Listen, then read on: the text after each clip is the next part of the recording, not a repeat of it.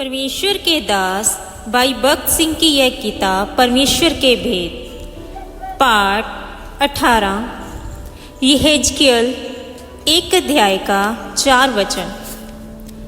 जब मैं देखने लगा तो क्या देखता हूँ कि उत्तर दिशा से बड़ी घटा और लहराती हुई आग सहित बड़ी आंधी आ रही है और घर के चारों ओर प्रकाश और आग के बीचों बीच से झलकाया हुआ पीतल सा कुछ दिखाई देता है।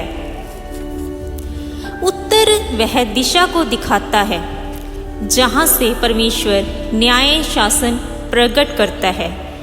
आंधी तीव्र गति को दिखाती है। परमेश्वर नबी से कहता है कि वह स्वयं जो कह रहा है शीघ्र होने वाला है। उसके बाद आंधी में से अग्नि प्रकट हुई, परमेश्वर के न्याय शासन की अग्नि, और इस अग्नि में से जीवधारियों के समान कुछ निकले।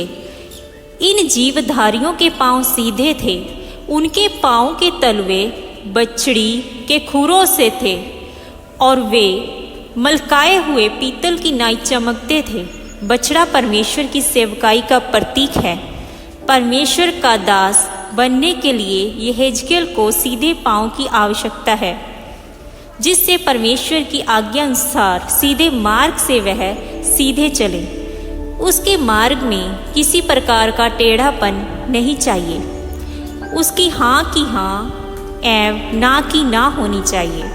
उसके मुख से कोई भी अयोग्य शब्द नहीं निकलना चाहिए।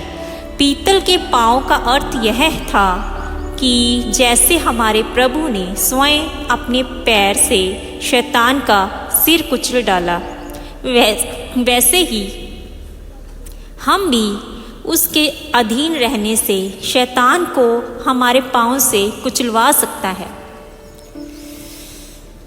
यद्यपि ये जीवधारी प्रेरणात्मक एवं चिंताग्रस्त दिखाई देते थे, फिर भी उनका रूप मनुष्य जैसा था और मनुष्य जैसे ही हाथ थे।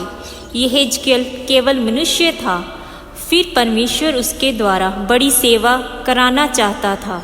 जब हमारा नया जन्म होता है तब परमेश्वर हमें स्वर्गीय सेवकाई का न्योता देता है।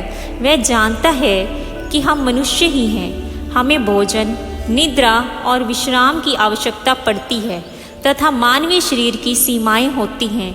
इसके अलावा अपने सनातन उद्देश्यों को पूर्ण करने हेतु वह हमारा उपयोग करना चाहता है।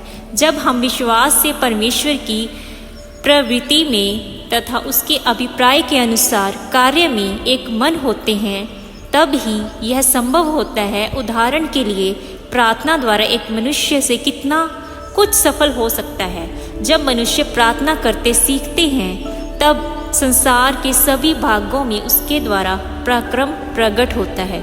ऐसे लोग जो सीधे साधे हैं तथा जिनमें कोई विशेष आत्मिक दान नहीं है, फिर भी उनकी प्रार्थना के द्वारा आकाश के द्वार खुल जाते हैं एवं गांव तथा शहर आशीष पाते हैं। जब हम प्रभु के साथ एक होते हैं तब हमारे द्वारा परमेश्वर अपने अभिप्राय तथा भविष्यवाणियों को पूरा कर सकता है।